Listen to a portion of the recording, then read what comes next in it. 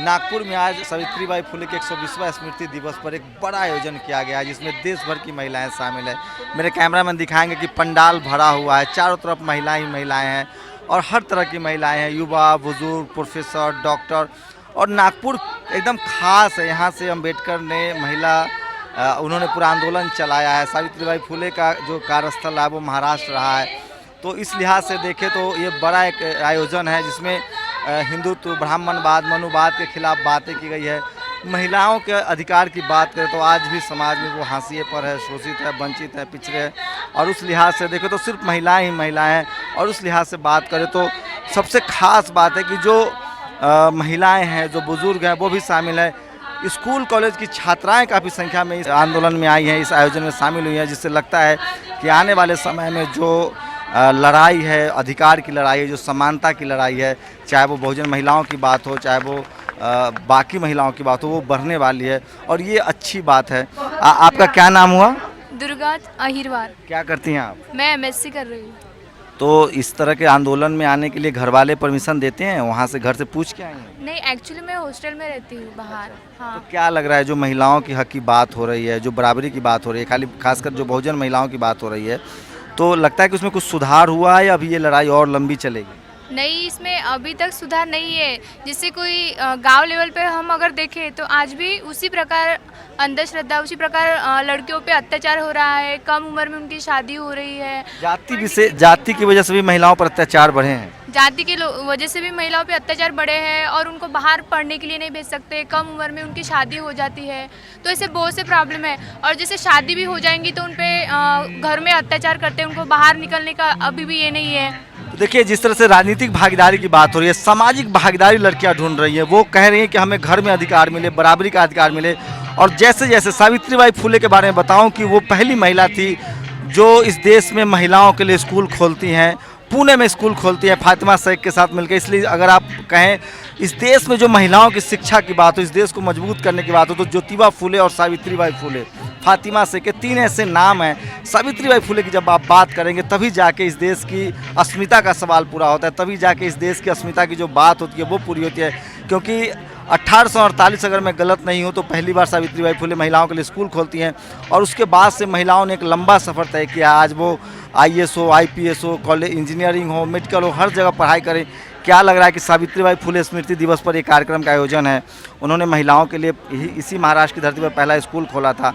आप कल्पना कर सकती हैं कि अगर वो स्कूल नहीं खुला होता तो आज महिलाओं की स्थिति क्या होती? सर, जब हमारे देश में बोलते हैं कि विद्या की देवी सरस्वती माता है, लेकिन विद्या की देवी हम सरस्वती को कैसे एक्सेप्ट कर सकते हैं? यदि हमारी सावित्रीबाई ने स्कूल नहीं खोलते तो आज हम लोगों को जो अपॉर्चुनिटी मिला है वो नहीं मिलती। आज हम लोग जो भी ये प्लेटफॉर्म मिला है वो सावित्रीबाई फुले के देन है। देखिए, ये कॉलेज में जाने वाली छात्राएं हैं जो लगातार जिस तरह की बातें हो रही है, आप इसको सोशल साइट्स पर लगातार पढ़ते होंगे। मेन स्ट्रीम मीडिया में इन सब चीज़ों की चर्चा नहीं होती, वहाँ खबर के लिए जगह नहीं है। लेकिन सोशल साइट्स के जरिए और तमाम ऐसे आयोजन के जरिए जो महिलाएं हैं वो अपना अधिकार ढूंढ रही है, जो छात्राएं हैं वो अपना अधिकार ढूंढ रही है और वो समझने लगी हैं कि इस देश में जो भी महिलाओं के उत्थान की बात होती है तो सावित्रीबाई फुले का नाम सबसे पहले आता है। क्या लग रहा है कि बराबरी की तरफ समाज बढ़ रहा है? आपको बराबरी का हक मिलने लगा है?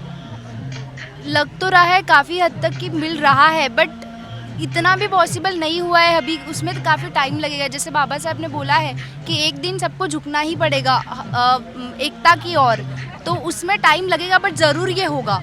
तो देखिए, ये बहुत चिंताजनक बात है कि आपके देश में जो पढ़ी लिखी महिलाएं हैं वो अब तक आपको मान रही हैं कि आपने बराबरी के लिए कुछ नहीं किया। अगर बाबा साहब की छोड़ दे, हिंदू कोड बिल छोड़ दे, सावित्रीबाई फुले के योगदान को छोड़ दे, तो आपके समाज में अभी बहुत कुछ बदला नहीं है। महिलाओं के अधिकार की बात करें तो उसमें बहुत बदलाव नहीं आया है, क्योंकि जो भी महिलाएं स्कूल जा रही हैं, कॉलेज जा रही है, डॉक्टर है, इंजीनियर है, चाहे किसी भी तबके से हैं, किसी भी क्षेत्र से, वो साफ साफ आरोप लगा रही हैं, अभी भी कह रही हैं कि हमारे देश में अभी भी महिलाओं की जो हालात हैं वो बहुत नहीं बदले हैं। और ये बहुत चिंताजनक है।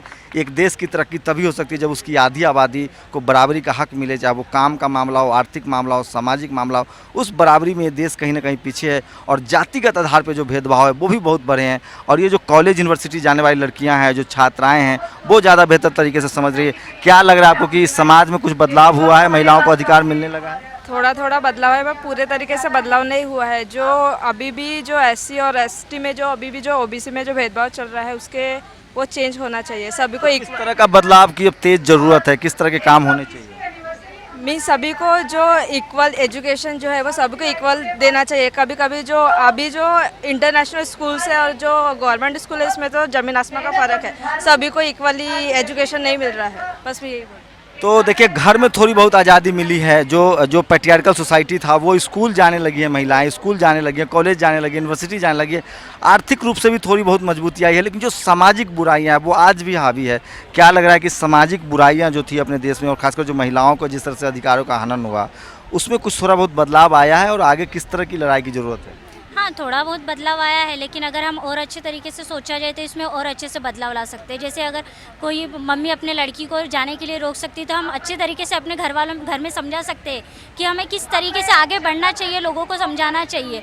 आज देखा जाए तो अगर कोई लड़की आगे जाना चाहती है, खासकर के आज की यंगस्टर अगर कोई लड़की आगे जाना चाहती है तो खुद उनके घर वाले ही होते हैं जो उसको दबाना चाहते हैं कि बेटा तू आगे मत जा। मेरे ख्याल से अगर घर की सबसे बड़ी नारी अगर ये रेडी हो जाए अपनी लड़की को आगे ले जाने के लिए, तो बेशक ये मानसिक या सामाजिक जो गुलामी है इजीली लड़कियों के ऊपर से खत्म हो जाएगी। तो आप अगर इस तरह की खबरें अगर मीडिया में आपको नहीं मिलती है तो आप मुगालते में मत रहिए। आपका देश बदल रहा है, महिलाएं अपने अधिकार के प्रति जागरूक है, वो स्कूल जा रही हैं, कॉलेज जा रही हैं, यूनिवर्सिटी जा रही हैं, वो पढ़ाई लिखाई कर रही है, हर क्षेत्र में आगे बढ़ रही है।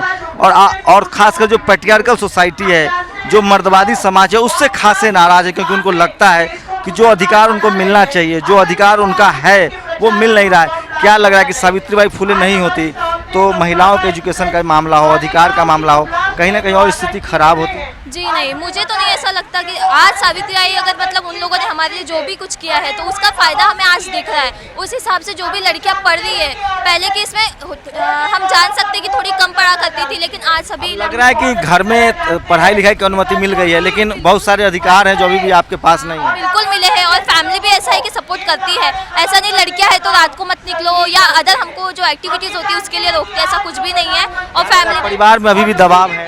नहीं, परिवार में तो कोई दबाव नहीं है, लेकिन अगर सोसाइटी की बात करें तो एक्चुअली अगर वेल एजुकेटेड फैमिली हो तो वो सपोर्ट करती है लड़कियों को, तो परिवार का दबाव नहीं है। अगर आज पेरेंट्स परमिशन नहीं देते तो आज यहाँ पर अपन बैठे नहीं रहते। तो यही है कि परिवार का दबाव नहीं है, लेकिन कहीं ना कहीं सोसाइटी का एक रहता है दबाव। क्या लग रहा है कि और किस तरह के अधिकार की जरूरत है महिलाओं को, और वो किस तरह की लड़ाई चाहती हैं, और कैसे लगता है आपको कि किस तरह से वो अपना अधिकार मिलेगा उनको? सर एक्चुअल में लड़के जो है अब तक भी घर के अंदर बैठी हुई है, उन्हें निकलने का अधिकार देना चाहिए कि जो विलेज एरिया है। आप सब महाराष्ट्र से हैं और आप लोग इतनी अच्छी हिंदी बोलती हैं। हाँ ये सर। महाराष्ट्र में कहाँ से हैं आप? महाराष्ट्र में मैं वैसे बॉम्बे से हूँ, बट नागपुर में ही मैं स्टे करती हूँ। देखिए भाषाई स्तर पे जो एक जो रीजनलिज्म था वो भी खत्म हो रहा है। इस आंदोलन में मैंने देखा है महिलाएं जो हैं वो ज़्यादा बेहतर लगती हैं। एक देखा गया है कि जिस देश में ज़्यादा बेहतर महिलाओं की स्थिति है वो देश बेहतर है, वो समाज बेहतर है। भारत की स्थिति अभी भी बहुत ख़राब है और बहुत ज़रूरत है कि ऐसे आयोजन होते रहें। सावित्रीबाई फुले का जब आप पूरा जीवन देखेंगे, उनका जब पूरा काम देखेंगे, उनका योगदान देखेंगे, तब आपको लगेगा कि एक सावित्रीबाई फुले नहीं होती तो ये देश आज देश नहीं होता, आज महिलाओं को अधिकार नहीं मिला होता। इसलिए सावित्रीबाई फुले को आप नमन कीजिए। उनको जब पढ़ते हैं, जानते हैं, उनसे जब प्रेरणा लेते हैं तो आपको लगता है कि इस देश में महिलाओं को जो भी अधिकार मिला वो उनकी त्याग की वजह से, और शायद यही वजह है कि आज हर महिला अपने अधिकार के प्रति जागरूक है। और उसी का ये नज़ारा है नागपुर में, भारी संख्या में महिलाएं इसमें शामिल हुई हैं। और भले ही मेन स्ट्रीम मीडिया ना हो, लेकिन सोशल साइट्स के जरिए, वेबसाइट के जरिए, सोशल साइट्स के जरिए तमाम तरह की मीडिया जो इस खबर को लोगों तक पहुंचा रही है। और महिलाओं का जिस तरह से यहाँ जमावड़ा लगा, उससे साफ है कि ये देश बदलाव की तरफ बढ़ रहा है। और जो महिलाएं हैं, और जो खासकर बहुजन समाज की महिलाएं हैं, वो अपने अधिकार को लेकर बहुत जागरूक हैं। और आने वाले समय में ये लड़ाई और लंबी होगी ताकि वो अपना अधिकार हासिल कर सकें। कैमरामैन गौतम के साथ शंभू कुमार सिंह, नेशनल दस्तक, नागपुर।